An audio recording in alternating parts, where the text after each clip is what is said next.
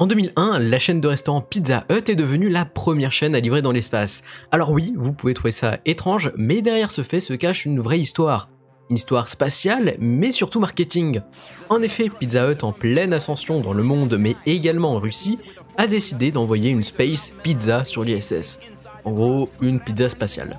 Pour cela, l'entreprise a payé plus d'1 million de dollars Roscosmos, la Roscosmos était contente, pour transporter cette pizza de 15 cm de diamètre via un cargo Progress, qui devait lui déjà ravitailler l'ISS. Donc cette mission de covoiturage de charge est plutôt bizarre, on va se l'avouer, mais les images de l'événement ont fait le tour du monde, comme quoi c'était un pari réussi, peut-être pour Roscosmos, mais surtout pour Pizza Hut. Lorsque cette pizza spatiale est arrivée sur l'ISS, le premier qui a pu déguster est Yuri Uzachov, qui était le commandant de l'ISS, qui est cosmonaute. Mais en fait, au final, c'est que tout le monde a pu manger une part de pizza, attention, sauf les astronautes américains. Aïe aïe aïe, triste pour eux, hein.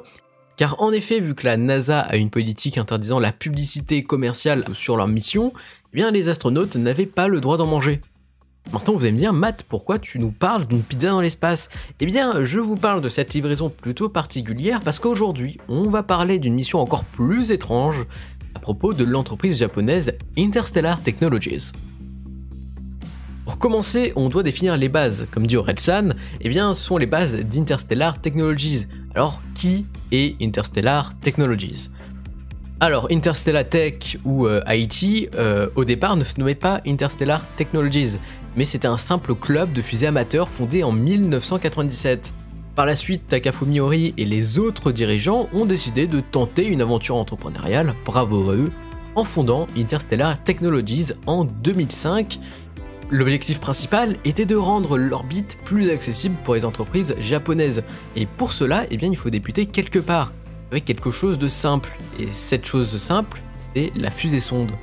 Suite à ce choix, IT a débuté son travail pour concevoir et développer la fusée-sonde nommée Momo. Alors Momo, c'est une fusée d'une masse de 1 tonne, d'une hauteur de 10 mètres et d'un diamètre de 50 cm, qui a la capacité, grâce à son moteur à l'éthanol et à l'oxygène liquide, d'emporter 20 kg de charge à 100 km d'altitude.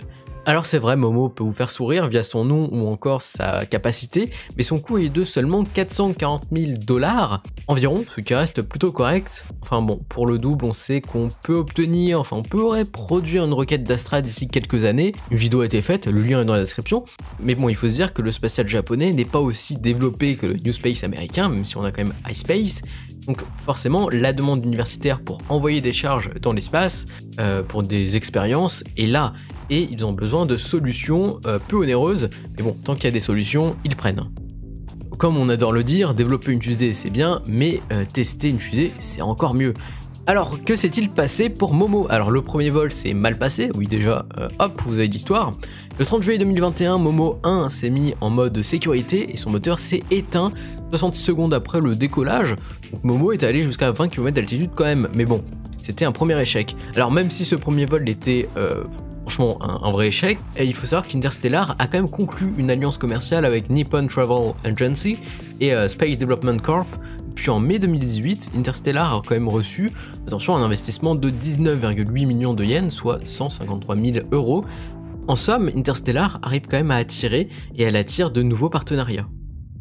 Néanmoins, l'entreprise n'en a pas terminé avec les crashs et les tests, parce que Momo 2 s'est crashé sur le pad 4 secondes après le décollage, le 30 juin 2018. Mais bon, bonne nouvelle, le 4 mai 2019, Momo 3 a réussi à atteindre la ligne de Kármán, c'est-à-dire les 100 km d'altitude. Bon, par contre, en juillet 2019 et en juin 2020, les vols Momo 4 et Momo 5 ont été des échecs. Alors pour Momo 4, c'est un problème moteur, puis pour Momo 5, eh bien, lors du Max Q, le point aérodynamique maximal, la fusée n'a pas tenu le choc, il y a eu quelques petits problèmes sur la tuyère du moteur. Alors pour résumer, Momo a connu beaucoup de problèmes moteurs, de logiciels et de tuyères, mais qu'a fait l'entreprise pour résoudre ces problèmes? Eh bien, elle a annoncé à l'été 2020 que Momo V1, qui est une nouvelle version de Momo, allait arriver en 2021 et elle serait composée de nouvelles améliorations moteurs, systèmes, avioniques, bref, Momo V1 devait tout arracher. Ainsi, grâce à cette nouvelle version, la mission Momo 7, le 3 juillet 2021, a été un succès, amenant avec elle à 99 km d'altitude des capteurs infrasons de l'université de Kochi, une université japonaise. Mais ce qui est plutôt drôle sur cette mission, du moins cette fusée, c'est qu'elle se nommait pas simplement Momo, mais Screw Rocket, car l'entreprise spécialisée dans les métaux, qui se nomme Sunco Industries, a payé une petite publicité via ce lancement. Bon, on va se l'avouer, cette mission n'a pas non plus le même sens de l'étrange que la mission avec Pizza Hut et la mission Momo 6. Par contre là, c'est un autre délire. Alors oui, il y a eu un retard entre les missions et le planning qui a été décalé. Bref, Momo 6 a été tiré après Momo 7 et Momo 7 avant Momo 6. Mais ça, c'est une autre histoire.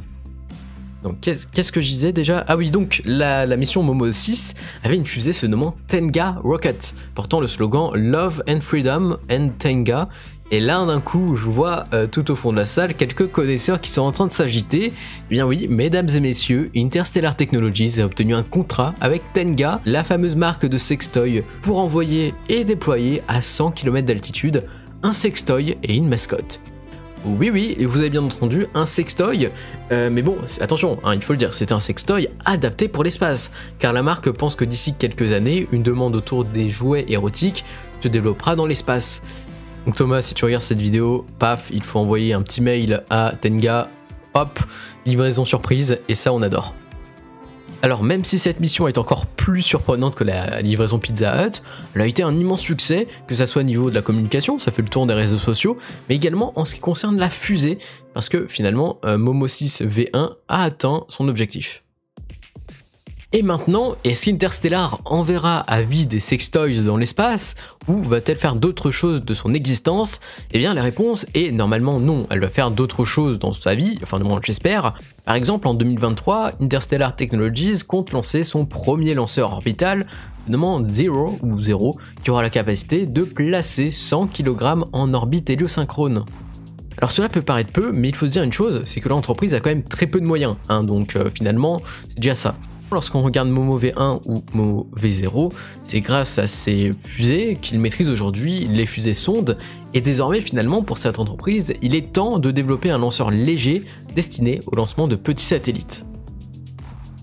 Par contre, je suis certain que d'ici 20 ans, Interstellar aura un lanceur moyen, parce que bon, même si il y a des échecs, même s'il y a des contrats bizarres et des commentaires occidentaux pas top sur ce projet, eh bien ce projet est né de la passion du spatial, de la mécanique et des technologies spatiales. Et cette passion finalement emmènera loin Interstellar comme elle l'a déjà emmené aujourd'hui. Voilà, c'est déjà la fin de cette vidéo, j'espère qu'elle vous a plu. Un petit j'aime, ça permet de me soutenir. N'hésitez pas à vous abonner pour ne rien rater. Actuellement, c'est un petit peu le rush niveau vidéo. Pas beaucoup de temps, mais on essaye d'en sortir. Voilà, on se dit à très vite pour de nouvelles aventures. C'était Matt sur Mars. Allez, bye!